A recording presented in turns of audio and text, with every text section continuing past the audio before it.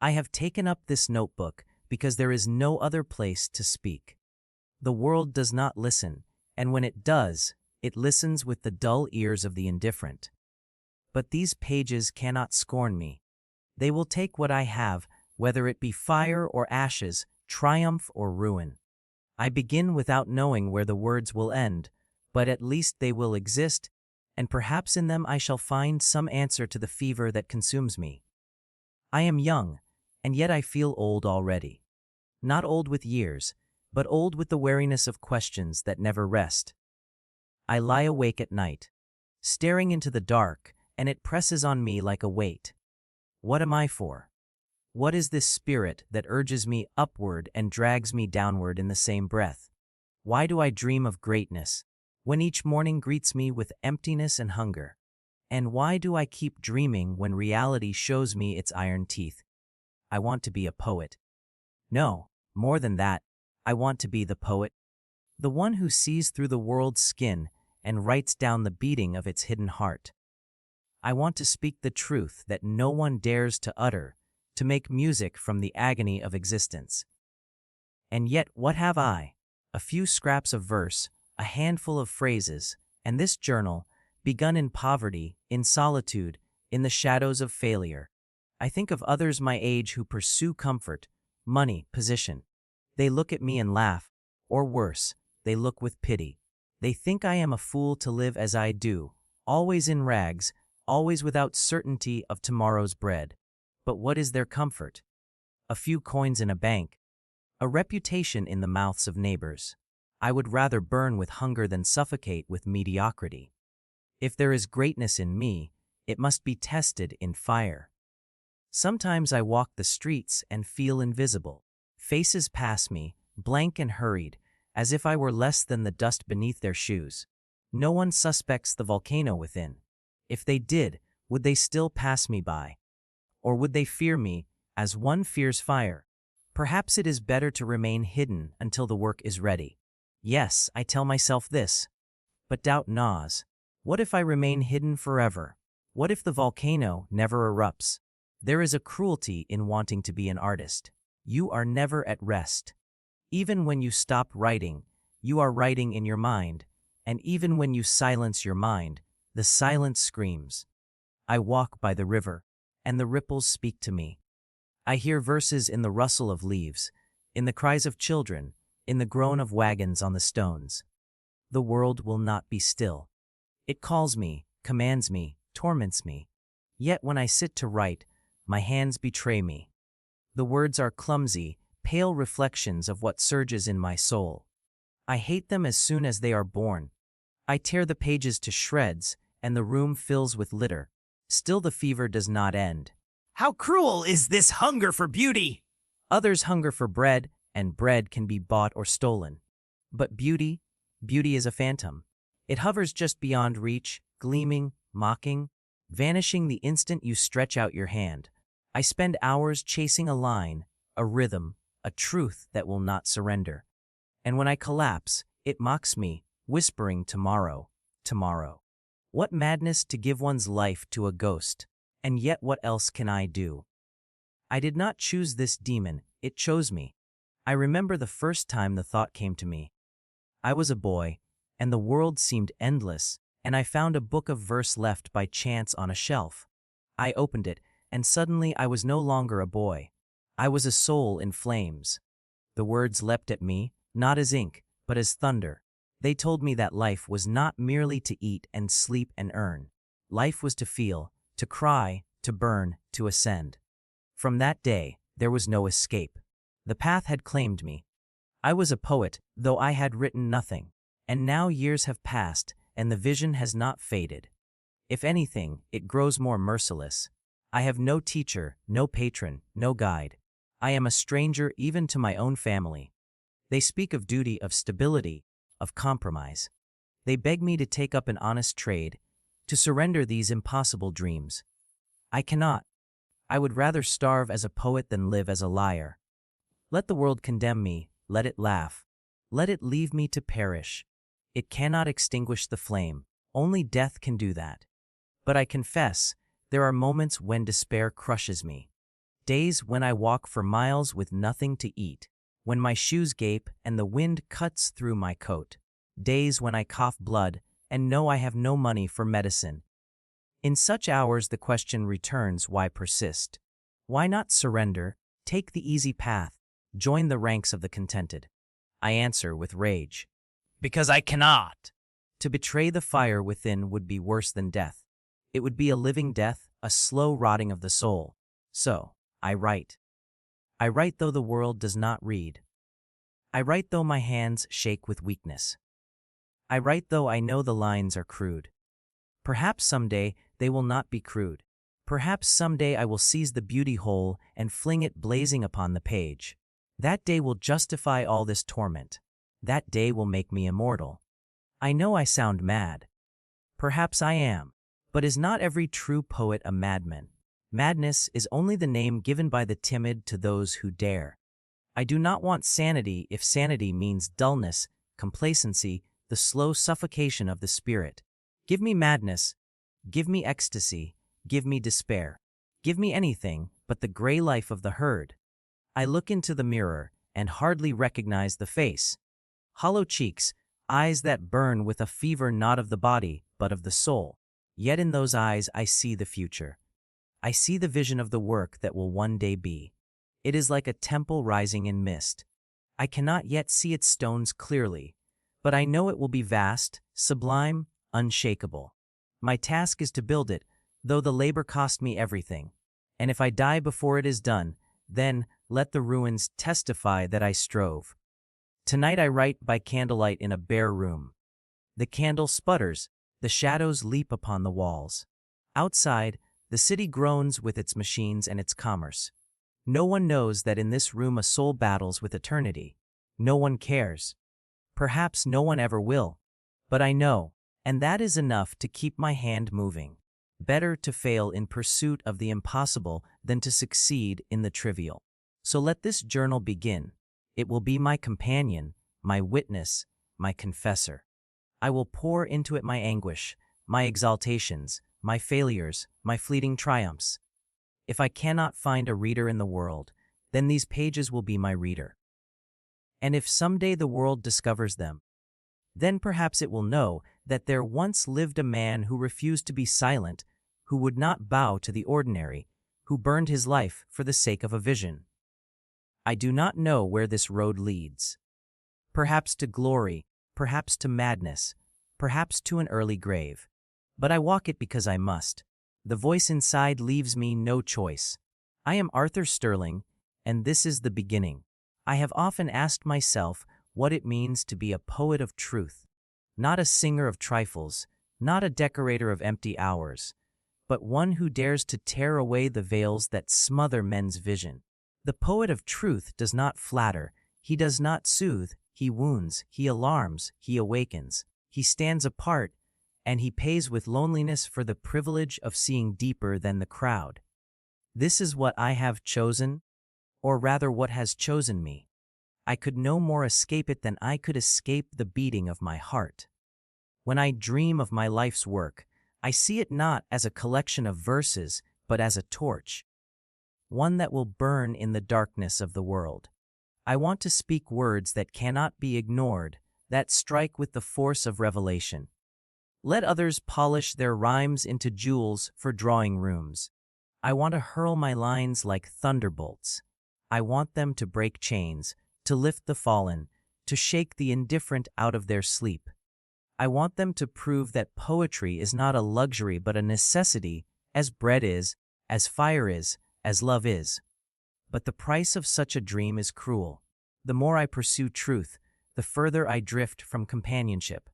People cannot bear too much honesty. They do not want their comfort disturbed, their illusions stripped away. When I speak of the hunger I see, the corruption I feel, the emptiness of their pursuits, they turn away. I have seen friends vanish one by one, unable to endure the storm that is always raging in me. At first I raged against their cowardice. Now I only feel the weight of my solitude. The path of the poet is a desert, and there are no companions. Yet I am not without consolation. The vision of beauty haunts me, sustains me, destroys me. I glimpse it in a shaft of light falling across a wall, in the cry of a child in the street, in the slow tolling of a distant bell. Beauty is everywhere, but it is not tame, not soft. It is fierce, demanding, relentless. To see it is to suffer, for no work of mine ever captures it. I write until my hand trembles, but the words lie dead on the page, while beauty hovers just out of reach, mocking me with its perfection. Still, I pursue it. I cannot help myself. It is both my torment and my salvation. There are nights when I wander the streets like a madman, repeating lines to myself, testing rhythms against the beat of my own footsteps. The city is asleep, but I am awake, possessed by visions that will not let me rest. The lamps flicker in the fog, the stones glisten with rain, and I feel as if I am the last soul alive. In such hours, I know that the poet is cursed.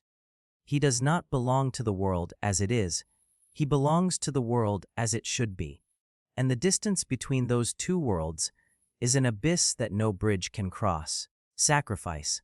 This is the word that returns again and again. To be a poet is to sacrifice everything: comfort, companionship, health, even sanity. I have given up all claim to ordinary happiness. I shall not have the home others dream of, nor the laughter of children at my side, nor the respect of neighbors who measure worth in gold. I shall not have the security of knowing what tomorrow brings. Instead, I shall live always on the edge, always at war with the world and with myself. But if my sacrifice leaves behind one line that burns, one phrase that endures, then it will not have been in vain. Sometimes I envy those who can live without this fire. How peaceful it must be to labor through the day, to eat, to sleep, to forget. I cannot forget. My mind is a battlefield, my heart a furnace. I think of verses in my sleep, I wake with fragments of music in my ears. There is no escape. I have tried to resist, to silence the inner voice, to accept a life of ordinary toil. But the voice grows louder, more insistent, until it drowns out everything else. I was not made for peace. I was made for struggle. The world sees only the ragged coat, the hollow cheeks, the restless eyes. It does not see the visions that blaze behind them. It cannot imagine the hunger that is not of the body but of the soul. When I speak of art, people nod politely, then change the subject. When I tell them that art is the highest calling, that without it life is a desert, they laugh. I no longer waste my breath. Better to save my fire for the page, where at least it cannot be interrupted. And yet, in my secret heart, I wonder if I deceive myself. Is this truly a calling, or is it only madness? Do I chase truth, or only my own pride? Perhaps I am no poet, only a fool scribbling in the dark.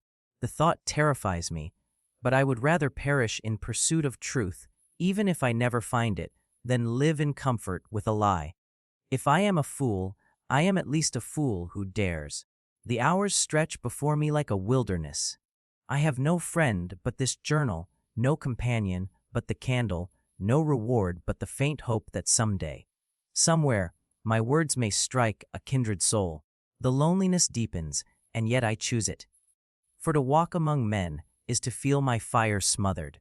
Only in solitude does the flame burn freely, though it devours me as it burns. I will go on, because I cannot do otherwise. This is the dream, this is the torment, this is the only life I know. So let me dream, though the dream isolates me. Let me write, though the world ignores me. Let me sacrifice, though the price is everything. I will be the poet of truth, even if the truth destroys me. For what is the worth of life without truth? Better to die with vision than to live with blindness. Let the world pass me by. I will continue, alone, until the last word is written, until the last breath is gone. The body is a weak thing. It clamors, it nags, it humiliates. I had thought the soul was sovereign. But I know now the body is a tyrant. How much poetry can you write with an empty stomach gnawing at you? How much vision can you summon when your hands shake from want of bread? Each day I wake with fire in my head and a stone of hunger in my gut. The two battle until the night comes again. Yet I will not yield. I will let the body cry, but I will not silence the spirit. Let the flesh starve, the dream shall endure. I have gone 3 days on crusts and water, and still I tell myself it is not defeat. I walk the streets with the others, but they cannot know what it means to glance at bakery windows and see not loaves but temptations, to pass taverns and hear laughter, as if from another planet. The coins in my pocket are too few even for decency. I must choose between food and candles, and I choose candles, for without them I cannot write. What madness is this, to sacrifice bread for words that the world may never read? Yet it seems to me the noblest bargain of all. Bread feeds the belly for an hour, but words feed the soul forever. When weakness grips me, I pace my room to trick my body into forgetting its emptiness. I tell myself I am fasting for a higher cause, that saints too denied themselves. But there is no holiness in this, only a dirty corner, a chair that creaks, a man who clutches his sides with pain. Still, I rise and set pen to paper. The body may groan, but the words spill. They stagger, they stumble, but they live. There are days when the struggle becomes grotesque. My shoes are torn, my coat is threadbare, and the wind cuts me until my skin burns. The landlords look at me with suspicion, as if poverty were a crime. I shuffle into shops, not to buy, but to warm myself for a moment, then slip out again like a thief. How many times have I stood at a counter, counting pennies with trembling fingers, ashamed before the eyes of clerks? They do not know that the man before them carries in his head a temple of visions. They see only the ragged figure, the unkempt hair, the desperation that no disguise can hide. I have seen men fall into despair in such straits, men who surrender their dignity for a coin, who drown their shame in drink, who curse the world and grow cruel. I feel the same darkness creep toward me, whispering that all is hopeless, that no one cares, that the struggle is vain. But I resist. I resist with every scrap of strength left in me. For if I give in to despair, the poet is dead. Better to go hungry than to go silent. Better to freeze with integrity than to warm myself with surrender. Each hardship becomes a test. Hunger says, you will quit. Cold says, you will give up. Poverty says, you are nothing. But I answer, I will endure. I will take your blows, and I will keep writing. You cannot break me. My enemies are not men but conditions, and I fight them with the only weapon I possess, my will. Sometimes I laugh at the absurdity of it all. Here am I, a man of great dreams, and yet I fight for the privilege of another day's survival. What emperor ever fought a battle like this, armed only with scraps of bread and stubbornness? Yet I know my battle is greater than theirs. Empires crumble, kings rot in their graves, but the poet's struggle echoes forever. If one line of mine should endure, if one phrase should catch fire in another soul, then all this hunger, all this humiliation, will be transformed into glory. There are nights when despair claws so fiercely that I can scarcely breathe. The thought comes, end it, end the torment, silence the hunger forever. But no, suicide is the coward's surrender, the artist's betrayal. What worth is my dream if I abandon it at the first trial? No, I will not end this struggle.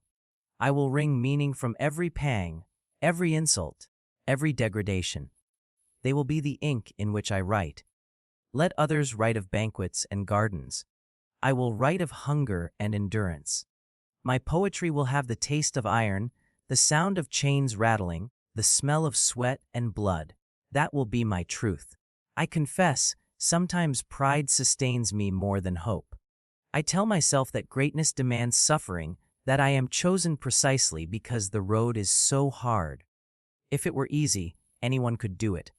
The gods sift men through hardship to find the few who will not yield. I will be one of those few. Though the world may despise me now, one day it will know that I did not falter. Each morning I wake and count what I have left. A coin or two, a scrap of bread, a stub of candle. Then I measure what I must give hours of writing, verses torn from my very marrow, dreams carved into words that feel like wounds. And when the day ends, I see the sum poverty has taken much, but not all. I still breathe, I still write, I still defy. That is victory. I imagine sometimes what it would be like to live without this struggle. To sit at a table spread with food, to wear clothes that keep the wind away, to sleep without fear of eviction. Would I still be a poet then? Or would comfort dull the flame? Perhaps I should thank poverty, for it sharpens me like a whetstone. Each pang is a reminder that I must burn brighter, shout louder, pierce deeper. The world may strip me bare, but it cannot strip me of my vision. I tell myself these things as armor. But when night falls and the room grows dark, the armor slips. The silence presses in, and I am only a man shivering under a thin blanket, wondering if I will see another month. The loneliness is more crushing than the hunger. No friend, no companion, no hand to share the burden. Only these pages, which cannot speak back. Yet they are faithful. They receive every word, every groan, every desperate cry. If the world never hears me, at least the pages have heard. So I go on. Each day another battle, each night another vigil. Poverty will not leave me. It has chosen me as a mate. But I will not let it master me. I will twist it, use it, transform it into song. Let the world look upon me with pity or contempt. I will answer with fire. Out of hunger shall come strength. Out of struggle shall come truth. Out of poverty shall come poetry. This is my defiance. This is my survival. This is my fight. And though the body falters, though the days darken, though despair waits at every corner, I will continue. I will go hungry, but I will not go silent. There are hours when the chains of poverty fall away, as if they never existed. Hours when the body is forgotten, when the stomach is silent, when the shivering stops. For in those hours the spirit rises like a tempest, and words pour from me as if I were a vessel broken open. I do not write them, I race to catch them, to seize them before they vanish. They come faster than my hand can move, lines flaming, images thundering, rhythms that seize me like a current. I am not myself in those moments. I am a voice, a conduit, something greater than any man could be. How strange that such ecstasy can dwell in the same flesh that knows hunger and despair. A moment ago I staggered with weakness, and now I fly. A moment ago I stared at the wall in silence, and now the room trembles with my own cries as I write. It is as if heaven itself had leaned down and whispered into my ear. I am filled with music I did not invent, visions I did not summon. It is creation, pure and irresistible. I live for such hours. All the agony, all the doubt, all the shame is redeemed in a single outpouring. When the words come true and unbroken, when the fire leaps from my heart to the page without faltering, I know I am alive, I know I am chosen. The world may laugh, the world may pass me by, but I have touched the infinite. What more proof of destiny could I need? I look back upon the verses when the frenzy has ended, and sometimes they glow with the same fire. Sometimes they do not. But what does it matter? The act itself was a revelation. The power surged through me, and in that instant I was immortal. Whether the words endure or not, the vision was real, and it changed me forever. I dream of a day when such moments will not be rare, when my whole life will be one long outpouring, when the fire will never leave me.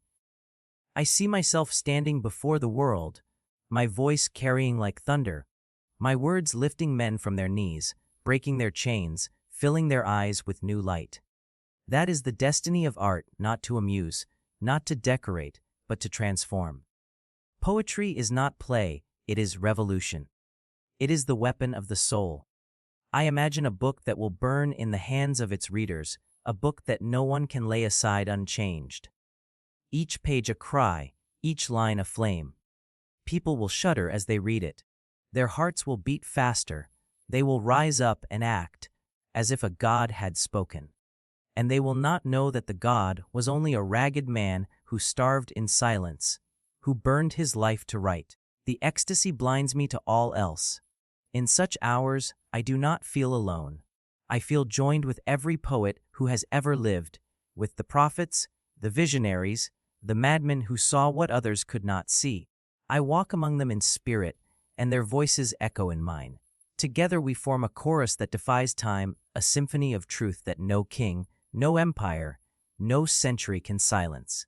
That is the power of art, to be eternal in a world of decay. And yet, the ecstasy is fragile. It vanishes as suddenly as it comes. One moment I am soaring, the next I am empty, gasping, exhausted as if after battle. The words die. The visions fade, and I sit with trembling hands, staring at the pale scratches on the page. Was it real? Was it only madness? The doubt creeps back, sly and merciless. I am left with silence and with longing. But even then, I know it was worth it. For who else tastes such rapture? Who else knows the delirium of touching the infinite, if only for an instant? Men labor for wealth, for pleasure, for power. I labor for visions. And when they come, I would not trade them for all the gold in the world. Let me starve, let me freeze, let me die unknown. If I have once written a line that rang true, I have lived more richly than emperors. I have seen beauty, and beauty is terrible. It seizes you, it hurls you, it consumes you. You cannot resist it, you cannot tame it. It does not serve you, you serve it. And when it possesses you, you are no longer human, you are flame. Men fear such beauty because it unsettles, it destroys, it overturns. But without it, life is barren. Without it, man is only an animal crawling in dust. Beauty is the breath of the soul, and art is the vessel that holds it. There are moments when I feel I have glimpsed the very heart of the universe. The sky arches above me, the stars burn, the winds cry, and I feel them all singing one song. And I am part of it, not apart from it. My words are only the echo of that eternal song, clumsy, imperfect, yet compelled. That is what it means to be a poet, to echo eternity, to remind men that they too are more than flesh, that they too carry within them a spark of the divine. The frenzy leaves me broken, but it leaves me alive. I pace the room afterward, dizzy, half mad, but triumphant. I know that the power is real because it returns. It may vanish for days, for weeks, but it always comes back, unbidden, unstoppable. If it comes at all, then I am a poet. And if I am a poet, then my destiny is sealed. I look to the future and I see a path carved by fire. It is not a safe path, not a gentle one. It wins through hunger and exile, through ridicule and despair. But it leads to the temple of art, where the chosen few stand crowned, not with gold, but with immortality. Their words live when their bones are dust. Their visions light the centuries. That is the crown I seek, and for it I will endure everything. So let the bursts of inspiration come and go, let them tear me apart, let them leave me writhing in longing. I welcome them as a lover welcomes pain, because they prove that I am alive, that I am called, that my struggle is not in vain. Each vision, each fever, each night of ecstasy is a promise of what will one day be. I write these words in the afterglow of such a frenzy. My hands still tremble, my pulse still races. I am weak, I am hungry, I am alone, but I am radiant. For I have seen beauty, and I have given it shape, however imperfect. And though tomorrow may bring silence and despair, tonight I know I am a poet, and that is enough. I went out today into the world of men, and I came back more desolate than before. How cruel it is to dream of lifting souls when the souls around you are deaf and blind. They hurry with their errands, their purses, their petty talk, and when I open my lips to speak of truth and beauty, they smile politely or they mock. To them, art is a pastime, a trinket, an ornament for idle hours. To me, it is life itself, breath, fire, destiny. Can there be any bridge between such worlds? I sit among them in their gatherings and feel as if I were an intruder from another planet. Their words flutter like insects, light and meaningless. They speak of markets, of fashions, of who has gained and who has lost. I try to listen, but my spirit shrinks. Do they not know that death waits at every man's door? Do they not see the misery in the streets, the hunger, the despair? How can they chatter so lightly when the world groans? I want to cry out, to shake them, to force them to see. But when I speak, they look puzzled, uneasy, as if I had broken some sacred rule of silence. Their eyes slide away, and I am left alone among the multitude. They do not understand that my passion is not choice, but compulsion. They think I play at being a poet, that I indulge a whim, that I am eccentric for my amusement. They cannot imagine the fire that drives me, the torment that gives me no peace. To them, sacrifice is folly. They pity me as they would pity a beggar who throws away his alms. I hear their whispers. He wastes his youth. He squanders his strength. He dreams instead of working. Working! As if there were any work greater than unveiling truth! As if the making of gold were nobler than the making of beauty. Their scorn does not wound me half as much as their blindness. There are moments when I despise them, when I feel a fury that shakes me. Why should they be so content, so complacent, while I starve for their sakes? I do not write for myself alone. I write to awaken, to reveal, to ignite. And yet they turn their backs. What irony! That the very people I would lift spit upon the hand that reaches for them. My verses are born of their suffering, their chains, their degradation, and still they laugh. It is enough to make a man curse his mission. But no, I will not curse it. Their indifference only hardens me. If they will not come willingly, I will storm their walls. If they will not listen, I will shout louder. The poet is not made to be loved. He is made to be feared, to be hated, to be resisted. Only thus does truth break through. If they scorn me, it means I have struck too near the bone. Let them scorn, I will endure. The day will come when they can no longer ignore the flame. I walked today through the marketplace, watching faces. Such dull eyes, such weary mouths, such lines of care. And yet beneath all that grayness I felt the hidden hunger. They do not know it, but they are starved. Not for bread, but for meaning. They toil, they scheme, they amuse themselves, but still they are empty. That emptiness is what calls me. If they could only feel the fire once, if they could only hear one true word, their lives would never be the same. That is why I go on, though they mock, though they misunderstand. Still, the struggle is bitter. I come home bruised by their indifference. I feel myself shrinking, doubting, asking perhaps they are right, perhaps I am mad. Perhaps the world does not need poets. Perhaps it wants only bread and games. Perhaps I have wasted my life chasing shadows. The thought gnaws like a rat. But then I remember the bursts of vision, the ecstasies of creation, and I know that what I have seen cannot be false. Truth is not less because the blind deny it. Beauty is not less because the deaf cannot hear it. And yet, how harsh is reality! When I dream of art, I see a shining temple, a chorus of voices, a humanity uplifted. When I open my door, I see filth, greed, cruelty, and apathy. The gulf is so wide it threatens to swallow me. My ideals tower like mountains, but the world drags me into the mud. I live between heaven and the gutter, torn in two. The tension racks me, drives me to frenzy, but it also steals me. If art were easy, if truth were welcome, there would be no need for poets. It is precisely because the world resists that I must persist. I spoke today with a man of wealth. He asked what I did, and I said, I am a poet. He laughed and asked how much I earned. I told him nothing. He shook his head and said, then you are no poet. In his world, worth is measured in coin. In mine, it is measured in fire. How could we ever understand one another? He thought he had dismissed me, but I walked away with more pride than ever. If poverty is the proof of my calling, then I am more a poet than any laureled bard who feasts at kings' tables. Another time, I showed a scrap of verse to an acquaintance. He read it, smiled, and said it was pretty. Pretty, as if I had painted a flower on porcelain. I had torn my soul open, bled on the page, and to him it was pretty. I wanted to seize him, to cry out that poetry is not pretty. It is fire, It is truth. It is the scream of the soul! But I held my tongue. He could not know, he could not understand, and I asked myself again, is it my failure to speak, or their failure to hear? Society moves on, heedless.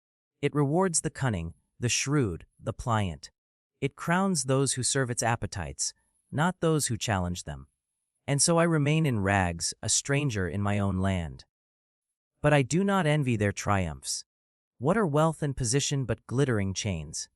Let them bind themselves, I will walk free, even if freedom means exile.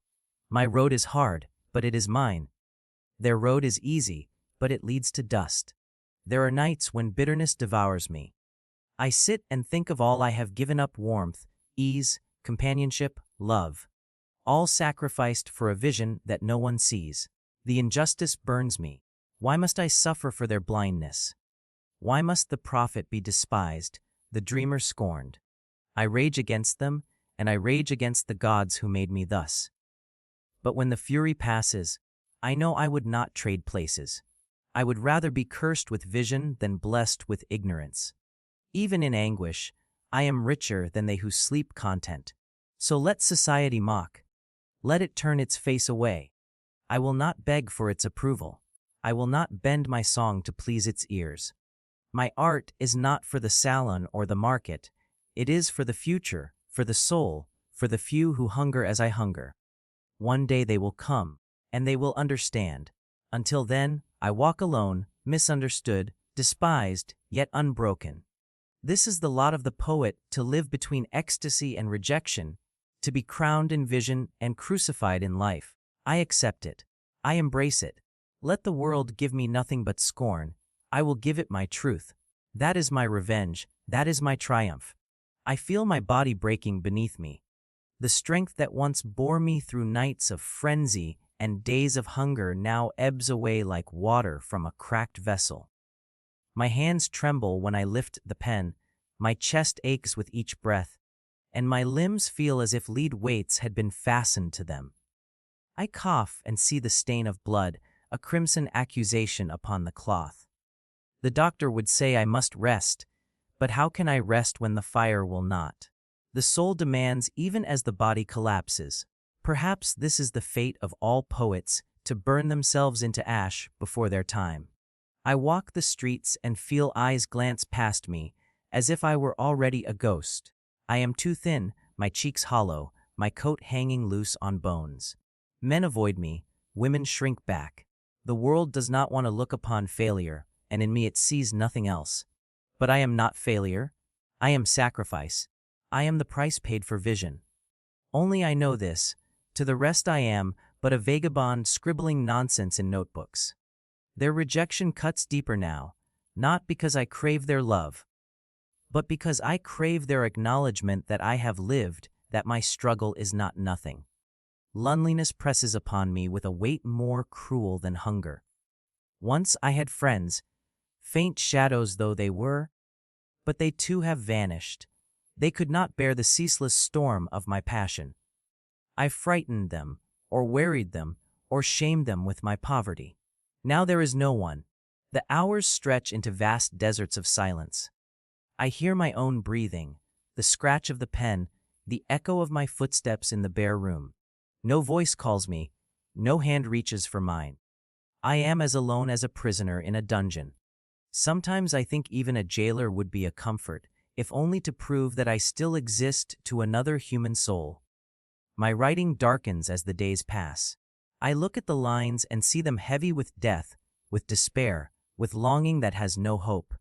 Once I sang of beauty, now I moan of ruin. Yet even these cries are truth, and if truth is my destiny, then I must not flinch from it. Perhaps the world must hear not only the ecstasy of vision, but also the agony of its cost. Perhaps my despair itself will one day be light for another who suffers. I cling to that thought when the darkness thickens. But there are nights when even that thought deserts me. I lie upon the bed and feel the emptiness close in like a coffin. I see no future, no escape, only an endless repetition of hunger, fever, rejection. What madness drove me to believe I could conquer the world with words? What arrogance to think a poor, ragged boy could raise his voice against eternity. The world does not want me, it never wanted me, and I will vanish as unnoticed as I came. The despair is so vast it crushes even the will to weep. I try to resist. I try to remember the bursts of inspiration, the moments when I felt myself aflame among ashes. But memory is a weak shield when the body cries out in pain and the soul feels abandoned. I whisper to myself that this is only another trial, that greatness is near, that endurance will bring victory. Yet the whisper is faint, drowned in the roar of doubt. I fear I am deceiving myself, spinning illusions to mask the truth that I am broken, that I have already failed. The pen grows heavier each day. Sometimes I drop it and stare at my hands as if they belonged to a stranger. These hands once moved with fever, pouring lines faster than I could follow. Now they falter, they shake, they refuse to obey. The candle burns low, the ink dries, the page remains half empty. My art, once my salvation, becomes another torment. What use is vision if I cannot seize it? What use is fire if the body cannot bear its heat? There are moments when I imagine death as release. To close my eyes and never wake, to slip into silence, to escape the hunger, the rejection, the loneliness. That thought comes more often now. I do not seek it, but it haunts me, whispering that peace lies only beyond the struggle. I tell myself it is cowardice, that I must endure, but the voice grows stronger and my strength grows less. If the body dies, what becomes of the vision? Will it vanish like smoke, or will it live in the scraps of paper I leave behind? That uncertainty gnaws at me more than death itself. Still I write. I cannot stop, even in despair. Each word is wrung from me like blood from a wound, but I force it onto the page. If nothing else remains of me, let the record remain. Let it stand as proof that once there lived a man who would not yield, who fought though he was beaten, who sang though his throat was raw with pain. Perhaps someday, someone will find these words and hear the cry that no one around me would hear. But tonight the cry is too great. My chest burns, my limbs ache, my head throbs with fever. I can barely see the page. The candle swims before me. Loneliness gnaws like a beast, and despair presses like a tombstone. I am so tired, so very tired. Yet even in this weariness, I cling to the dream with the last of my strength. For without it, I am nothing, and with it, even in ruin, I am a poet. Let the world reject me. Let my health fail, my strength vanish, my spirit falter. I will continue until the last breath, the last word, the last line. For if I surrender now, then all my suffering has been in vain. Better to die with the pen in my hand than to live without it. Better to vanish in darkness than to betray the light I once glimpsed. I tell myself again and again that this suffering has meaning. I whisper it in the long nights when the cold gnaws my bones. I murmur it when the cough tears my chest. I write it here when my hand trembles too much to form the words. There must be meaning. Otherwise everything is mockery. Otherwise I have wasted my life for nothing. So I build arguments in my head. I weave justifications like threads, fragile yet necessary. Perhaps the world cannot see now, perhaps it laughs now, but someday these lines, these cries, these agonies will blaze. Someday they will say there was a man who endured, who sacrificed, who gave his life to art. But the voice of doubt does not sleep. It waits in silence and then rises like a tide. What if there is no someday? What if these papers rot unread or are cast into fire by careless hands? What if no one ever knows? Then what remains of my struggle but dust? That thought crushes me more than hunger, more than rejection. To vanish without leaving a trace, to have given all and have nothing endure. That is the deepest despair. I cling to destiny as a drowning man clings to driftwood. I say to myself, I was chosen, I was set apart, I was marked by the fire. All my misery is proof of it, for greatness demands such a price. But then the fever laughs at me, the weakness mocks me, the loneliness hisses that I am only a fool chasing shadows. I pace the room like a madman, arguing with myself, crying out against silence. If destiny is real, why does it not reveal itself? Why am I left to rot in obscurity, gasping for breath, while the world hurries on in ignorance? There are days when I no longer believe, when hope collapses under the weight of despair.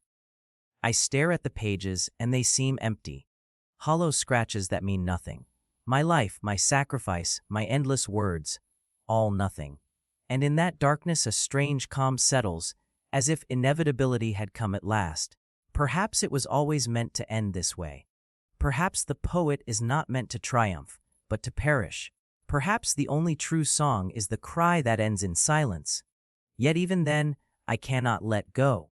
Even when hopelessness presses upon me like a coffin lid, I reach again for the pen. The act itself justifies me. To write is to resist death, to carve a mark however small upon the void.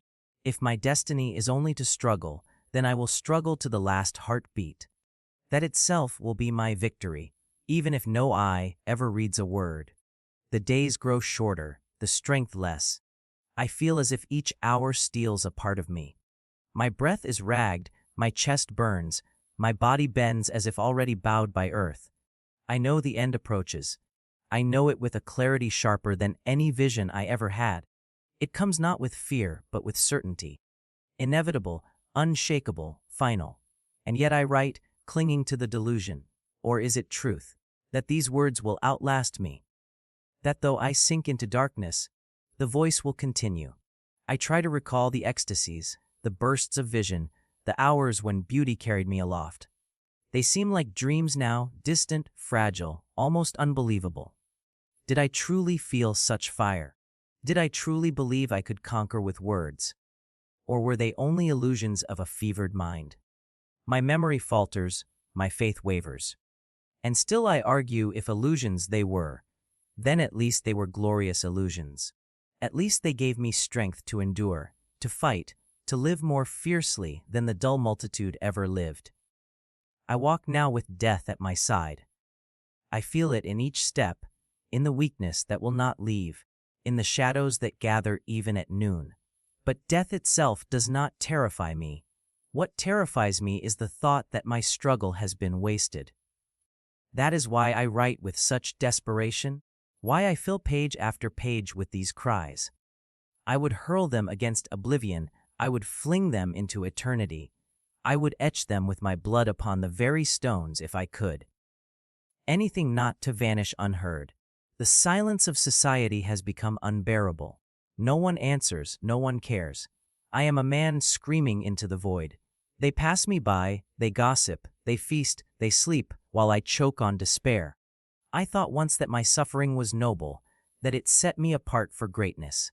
Now it feels only like exile, punishment, abandonment. And yet I cling because to let go would mean to admit they were right. That art is nothing, that passion is madness, that truth is vain.